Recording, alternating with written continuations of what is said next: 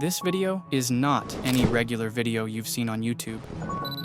Most videos on the internet are filled with crap telling you to be disciplined, do your homework daily, or don't study till late at night, study in the morning. Well, those videos are made by people who have never been on the top, but this video is nothing like that. It's made by someone who has been on top, hit rock bottom, and regained the throne once again. That's why I've created a blueprint that makes you destroy the competitors, a blueprint that will make you the top student in your class, a blueprint that can even defeat monster students like Ayanokoji Kiyotaka. Imagine someone like Ayanokoji, a top student with all the chicks, the best physique, and A+ grades. Well, this video can't make you like him, but it can help you make those grades look like a walk in the park.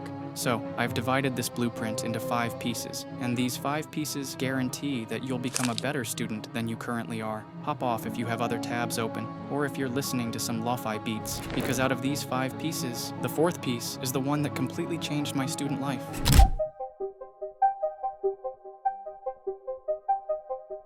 Might sound a bit off, but it doesn't mean you have to become a hacker. It means you have to hack the system. And what's a better way than using previous data? Think of exams as battles, and past exams as battle maps. Someone like Ayanokoji wouldn't jump into the battlefield without having a map. What you have to do is simple. Take the previous exams or get all the exams from the past 3 years, and you'll notice something odd. Repeated questions, same patterns, but different recycling methods. There's always a core portion in each chapter that's used 80% of the time. This is where you have to think like a hacker. Look at the concepts that are frequently repeated. Figure out what kind of questions most students fail to answer. Pinpoint the areas that are your teacher's favorite playing ground. After analyzing this, you'll develop a sense of confidence and create a prototype of the exam in your own mind. For Ayanokoji, this is the efficient method where you study smarter instead of harder. But to be a hacker, you need to be faster than a mantis. Your ears should catch the teacher's hints instantly. Your eyes should be at the back of your head. So you know how the toppers are studying. There are always small, hidden channels on YouTube that are gem mines for students. It would be wise to keep a few handy to give you an unfair advantage. And remember, whenever your teacher repeats something, mark it as VIP.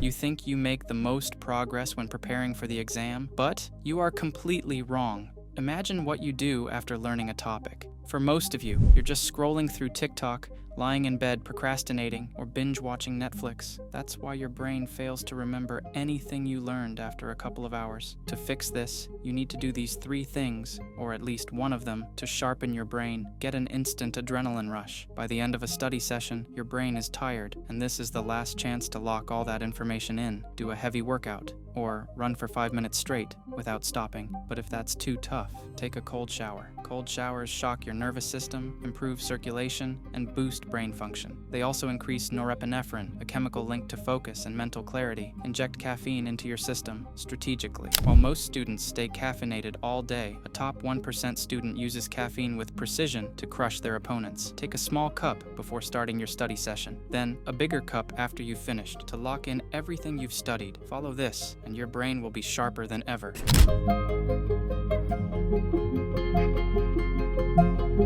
My favorite part of becoming a top student is chunking. Chunking is the art of breaking large portions of information into smaller, manageable pieces. Take a look at this number. Looks almost impossible to remember, right? But now look at this.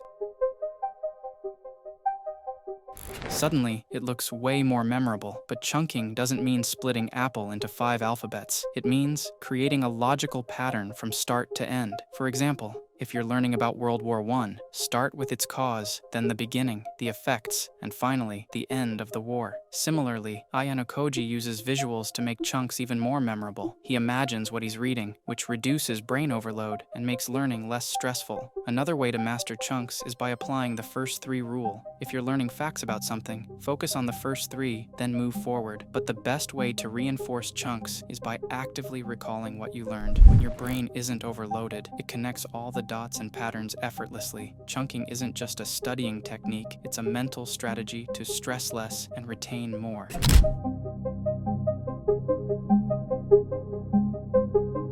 This is the piece that proved to be the most helpful in my journey to becoming a top student. Raise your ears and listen closely. There's a rule to measure work units. and it accounts for the work you did. The equation is simple: level of intensity times hours worked. Imagine two people, Joe and Rogan, both do 20 units of work. Who made more progress? Well, you can't answer that yet. Let me explain. Joe works at level 2 intensity for 10 hours. He's distracted, a pleasure seeker, and can't focus on one thing at a time. Meanwhile, Rogan works at level 10 intensity for just 2 hours. From this perspective, who has more time to sacrifice other things while achieving the same amount of work? Obviously, Rogan. This is the power of intensifying your hours. It's also known as deep work. Deep work means you isolate yourself in a room, separated from the rest of the world. Your phone is silent. It's just you and your work. This is where the most progress is made. Remember this: 20% of activities generate 80% of your results. But here's the catch. Don't go into deep work all day. Turn it into sprints of 50 minutes and rest for 10 minutes after each sprint. Set a clock for every task, because Ayanokoji doesn't focus on just quality. He believes in quantity, making each second count.